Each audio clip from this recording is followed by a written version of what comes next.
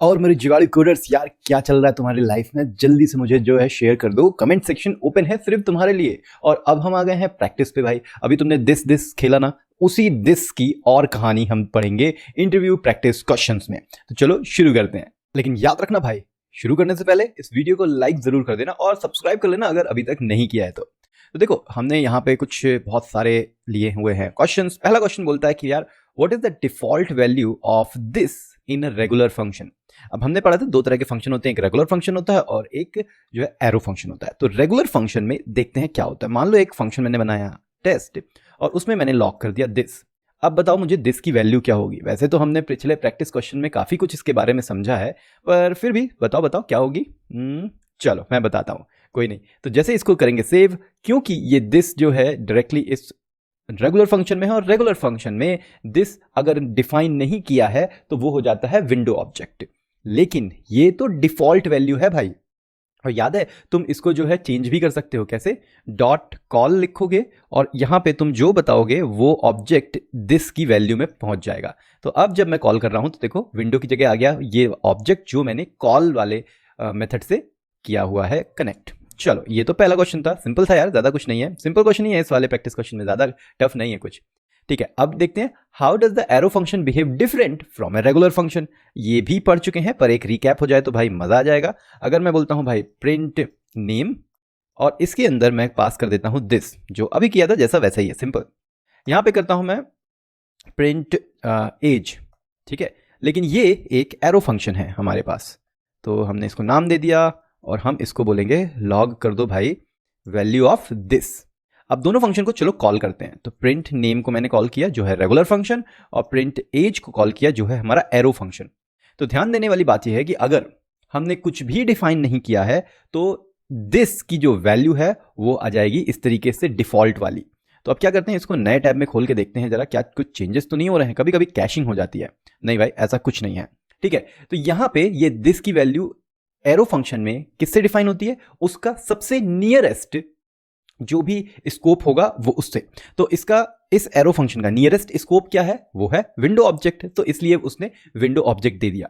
अब जैसा कि अभी मैंने थोड़ी देर पहले बताया था कि यार इसमें अगर हमें रेगुलर फंक्शन में चेंज करना है, मुझे क्या बोलते हैं, और दिस की वैल्यू भूल जाता हूँ कभी कभी, दिस की वैल्यू, तो मैं दिस की वैल्यू चेंज कर सकता हूं ऐसे करके। ठीक है, तो मैंने यहां पे कॉल कर दिया 22। तो अब यहां पे रेगुलर फंक्शन में तो ये हो गया, लेकिन हम अगर सेम चीज यहां करते हैं तो देखो यहां पे नहीं हो रहा है, क्योंकि ये जो है डिफरेंट बिहेव करता है दिस ये एरो फंक्शन के अंदर। तो एरो फंक्शन में इमीडिएट जो भी उसका इमीडिएट स्कोप होगा वही जो है दिस की वैल्यू होगी, और वो चेंज तुम डायरेक्टली ये कॉल वगैरह फंक्शन से नहीं कर सकते। तो ये डिफरेंस है भाई दोनों में। आ जाते हैं थर्ड वाले पे, explain the concept of binding using the bind method. अब फिर वही बात है यार, देखो बाइंडिंग की अभी बात कर रहे हैं। बाइंडिंग जो है ये एक तरह की बाइंडिंग ही चल रही है, कॉल, ठीक है, पर हम इस फंक्शन को वापस हम एक फंक्शन बनाएंगे, उसको बोलेंगे रेगुलर फंक्शन। ठीक है, और रेगुलर फंक्शन में वापस से दिस को हम लॉक कर देंगे और फिर हम बनाएंगे एक एरो फंक्शन। सो एरो फंक्शन, और फिर से इसके अंदर हम लॉक कर देंगे अपने दिस भाई साहब को। ठीक है, अब देखो क्या होता है कि जैसे अभी मैंने फिर से बताया था, रेगुलर फंक्शन में मैंने कॉल किया था जब, और मैंने नेम प्रोवाइड कर दिया, नेम की जगह कुछ और लेते हैं, एज लेते हैं, 22 दे दिया, तो ये एज 22 आ गया। लेकिन इसके साथ साथ एक बाइंड भी होता है। पर बाइंड के लिए तुम क्या करोगे, यहां पे लिख दोगे बाइंड। ये क्या करता है, जब तुम इसको रन करोगे तो तुम देखो कुछ लॉग नहीं हुआ, क्योंकि बाइंड जो है वो फंक्शन को कॉल नहीं करता है, वो एक नया फंक्शन बना देता है। ठीक है, तो अगर मैंने कहा const new regular function, new R F, और new R F new regular function को मैंने कॉल किया, तब जाके देखो एज की वैल्यू 22 आ गई। लेकिन अभी ध्यान से देखना, रेगुलर फंक्शन को मैं नॉर्मल कॉल कर रहा हूं तो अभी भी वो विंडो है। ये डिफरेंस है कॉल में और बाइंड में। बाइंड एक नया फंक्शन बना देता है और वो नए फंक्शन को तुम यूज कर सकते हो इस बाइंडिंग के साथ। ठीक है, लेकिन ये बाइंड जो है ओरिजिनल फंक्शन को कुछ नहीं करता है। बाइंड की जगह मैं कॉल कर देता हूं ना, तो देखना क्या होगा। पहली बात तो ये न्यू आर एफ बोलेगा भाई ये क्या कर रहे हो, यहाँ न्यू आर एफ कोई फंक्शन ही नहीं है, क्योंकि कॉल रिटर्न ही नहीं करता है फंक्शन। और न्यू रेगुलर फंक्शन में, इसको अगर मैं इस तरीके से कर दूं, रेगुलर फंक्शन में तुम देखो एज 22 आ गया यहां पे। ठीक है, ये क्यों आया? क्योंकि यहां पे हमने इसको जैसे ही कॉल किया था, कॉल के साथ साथ वो चेंज आता है, और यहां पे भी कॉल भी ओरिजिनल फंक्शन को चेंज नहीं करता है, मतलब इसकी बाइंडिंग हमेशा के लिए चेंज नहीं हो जाती है, जब तुम बता रहे हो तब ही चेंज हुई है। अब बात ये आती है भाई कि एरो फंक्शन का क्या। भाई एरो फंक्शन बहुत ज़्यादा ही नटखट है, और बात यह है कि भाई एरो फंक्शन किसी की नहीं सुनता। नहीं सुनता का मतलब भाई कुछ भी कर लो, ये वैसा का वैसा ही रहेगा। ये देखो, तुम बाइंड लगा दो, कॉल लगा दो, कुछ भी लगा दो, वो नियरेस्ट स्कोप ही चूज करता है। ये बहुत ध्यान में रखने वाली बात है।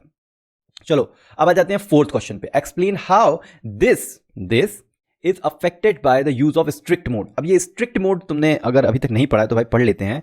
स्ट्रिक्ट मोड क्या होता है? जावास्क्रिप्ट में एक सिस्टम होता है जिससे कि तुम बोल सकते हो जावास्क्रिप्ट को भाई बहुत स्ट्रिक्ट रहना, फालतू की कोई गलती नहीं करना, तुझे ध्यान रखना है, इस तरीके से।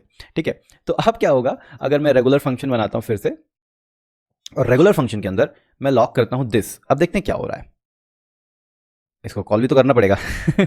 ओके, कॉल किया। अब देखो यहां पे आ गया ये विंडो स्ट्रिक्ट मोड। ये एक्चुअली ऐसे नहीं होता, ये होता है use strict. Sorry, strict mode को यूज करने के लिए लिखना पड़ता है यूज स्ट्रिक्ट। और जैसे ही हम इसको सेव करते हैं तुम देखो दिस में अब अनडिफाइंड हो गया, फालतू की कोई बाइंडिंग नहीं, कोई भी किसी भी तरह की बाइंडिंग नहीं होगी। अब सेम चीज मैं अगर एरो फंक्शन में करूं तो मैं कॉपी मार देता हूं एरो फंक्शन भाई यहां से, और ये है एरो फंक्शन। इसको अब मैं करता हूं कॉल, देखते हैं क्या होता है। भाई एरो फंक्शन तो किसी की नहीं सुनता, बोला था ना, स्ट्रिक्ट मोड की भी नहीं सुनता।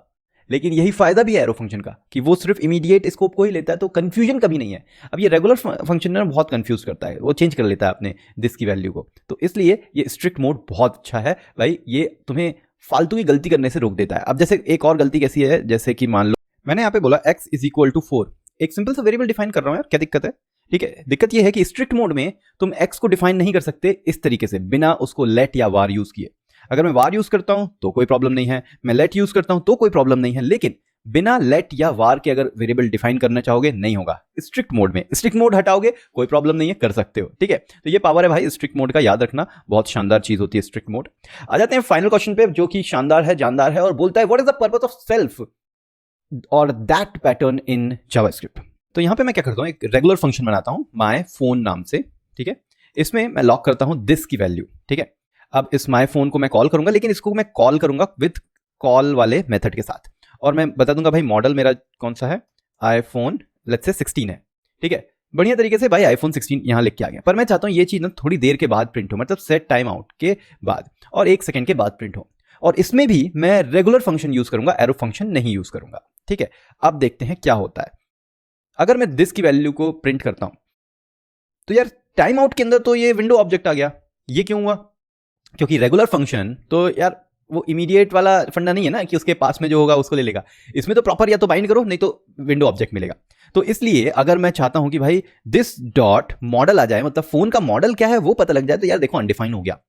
यहां पे सेल्फ वाला पैटर्न आता है। सेल्फ पैटर्न क्या करते हैं कि हमें पता है कि अगर दिस डॉट मॉडल मैं यहां पे करूंगा आउटसाइड ऑफ ये टाइम आउट तो मुझे रिजल्ट मिल जाएगा। तो मैं क्या करता हूं, एक बनाता हूं मैं let self is equal to this, मतलब जो बाहर वाला दिस है मैंने उसको किस में असाइन कर दिया, सेल्फ में डाल दिया। अब क्योंकि ये एक वेरिएबल है और वो किसके स्कोप में है, इसके स्कोप में है, ये वाले फंक्शन के, इसलिए सेट टाइम आउट उसको यूज कर सकता है। तो यहां पे मैं अगर लिख दूं सेल्फ और मैं प्रिंट करता हूं तो देखो ये आ गया। इसका मतलब सेल्फ डॉट मॉडल मैं अगर लिख देता हूं तो ये आईफोन 16 लिख के आ गया। तो भाई ये सिस्टम होता है कि अगर तुम्हारा बाहर का कोई दिस है उसको तुम किसी अंदर वाले रेगुलर फंक्शन के अंदर यूज करना चाहते हो तो भाई इस तरीके से यूज किया जा सकता है ना यार। इंटरेस्टिंग, बहुत मजेदार चीजें हैं यार। जावास्क्रिप्ट इसीलिए शानदार जानदार है, इसीलिए सब कोई जो है इतना जो है मजे से कोड करते हैं जावास्क्रिप्ट में। चलो तो मस्त है यार। अगर वीडियो अच्छा लगा, हेल्पफुल लगा तो जस्ट इसको लाइक कर देना, अपने फ्रेंड के साथ शेयर कर दो, इंस्टाग्राम पे जाके मुझे फॉलो कर दो। इतनी सारी चीजें करने को बोल रहा हूं तो एक और बोल देता हूं भाई कि कमेंट भी कर देना कैसा लगा, क्या प्रॉब्लम है, जो भी कुछ हो भाई के साथ शेयर कर सकते हो। तो तुम्हें एक चीज करना है हमेशा, वो करना है कोड में जुगाड़ और देखते रहना है कोड जुगाड़।